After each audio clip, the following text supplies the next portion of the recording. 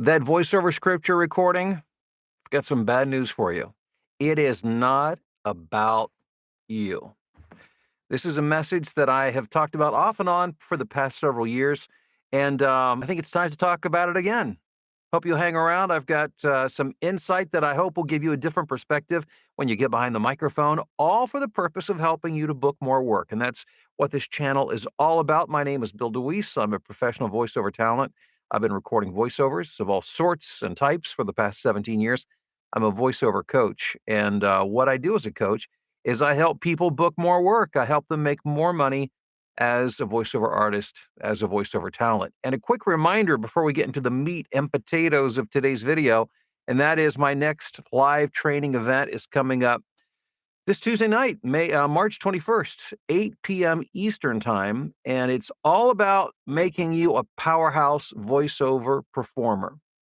The secrets of self-direction, because nowadays we rarely go into other studios. So maybe on occasion, it's been years since I've been in another studio. I work right now exclusively out of the studio and have, like as I said, for years. How do you direct yourself when there's nobody there to direct you?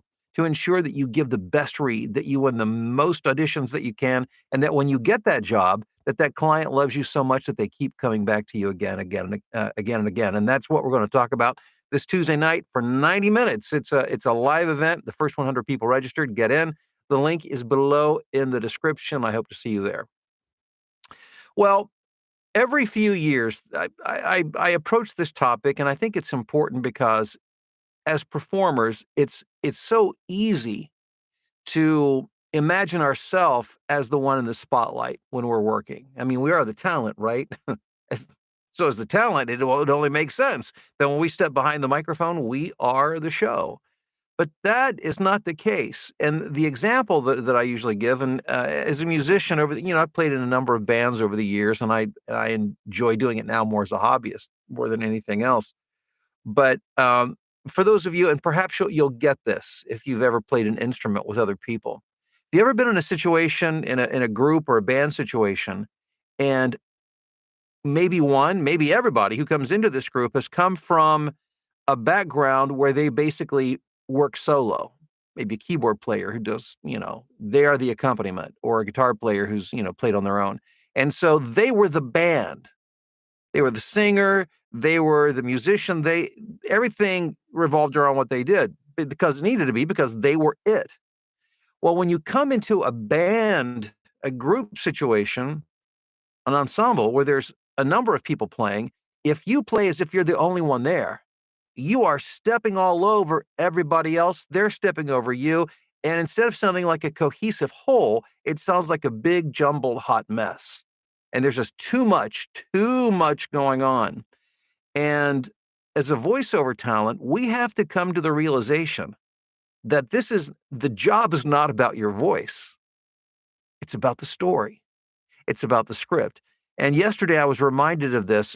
I watched a great video by a gentleman by the name of Tim Pierce.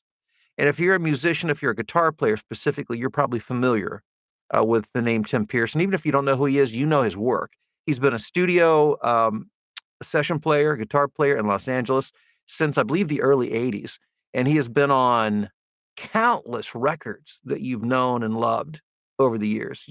He's a phenomenal talent. And I was watching a video of his yesterday where he talked about this very subject as a musician. And it was so interesting. And he was giving props to a hero of his by the name of Steve Lukather, who plays a guitar for Toto, and in his own right is a legendary session studio musician in Los Angeles. And he was playing samples of records that Steve has played on, one being I Keep Forgetting by Michael McDonald, an 80s tune, another one going back a few years, Michael Jackson's Thriller. And he was playing the guitar parts. Now, Steve Lukather he's a powerhouse guitar player. I mean, he can do anything and everything. Style-wise, in terms of his technical ability, he's unbelievable. So and there's probably nobody better. But when he comes into a session, he works in service to the artist and the song. And he's very sensitive to everything that's going on around him, to the point where, like, he was playing a sample in the song Human Nature by Michael Jackson, where I think it was that well, it was one of the songs that I just mentioned where where all Steve is doing is playing one note on the chorus, where he could be all over the neck. He could be blowing us away with his guitar prowess, but he chooses to just play one note in rhythm because it fits the whole. Because he understands that the song is not about him. It's not about showcasing his ability. It's about working in service to the song and the artist. When we work as voiceover talent and when we step behind a microphone, you have to understand that this is not about you and how great you are and overwhelming people with your ability or trying to impress people. And I hope this takes, if your ego's overinflated, I hope this brings you back down to a sense of reality. And if you're struggling with your self esteem and ego when it comes to voiceover, meaning you really struggle thinking you're good enough, understand that this is not a contest to see how great you are, to see how good you sound. It's how effectively can you communicate the message, the intent of the script. And you do that by understanding what's going on. And one of the things that helps me is to visualize and to imagine what this is going to sound like as a finished product. And rarely is it just my voice. Now, sometimes it might be. Sometimes you are in the spotlight because there's nothing else going on within the script. It's your job. It's not your job to show them how great you are, how good you sound. It's to communicate the message. It's to understand who your audience is. It's to understand the context in which they'll be listening to that. And it's to communicate in a way that will connect with them, given those factors. But oftentimes we're working with a project that ultimately will have a music bed behind it. There will be sound effects. There will be visual. There's video that goes with it. And so if we come in like that band member that just wants to play, wants to cover the range of everything that's going on, we want to do what the music's doing. We want to do what the sound effects are doing. We want to do what the visuals. We just try to overpower everything with our ability. What it does just as the opposite. It kills your ability to communicate the story and the intent of the story. At the end of the day, the client doesn't care how great you sound. What they care about is the script, is the project that they're recording, is it going to get the job done? If it's an ad, is it going to connect with the audience? If it's training, is it going to connect with the audience and help to further their understanding of what they're talking about? Whatever their intent is, that is what you've got to get in touch with. We call it context. It's understanding who you are, who you're talking to, where you're at within that story, and how to best communicate that story.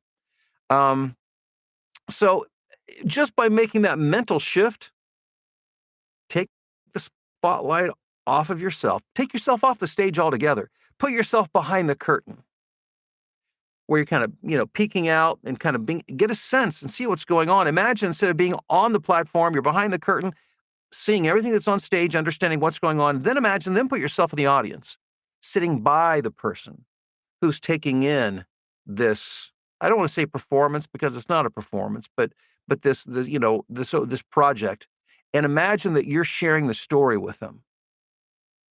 All right, you're not performing for them. You're sharing the story in the most appropriate way based on the script. So again, sorry, but you and I, we are not the show. It's at the end of the day, it's not about us. It's how well can we facilitate that story, that message. We work in service to the story and the intent of the story and the script.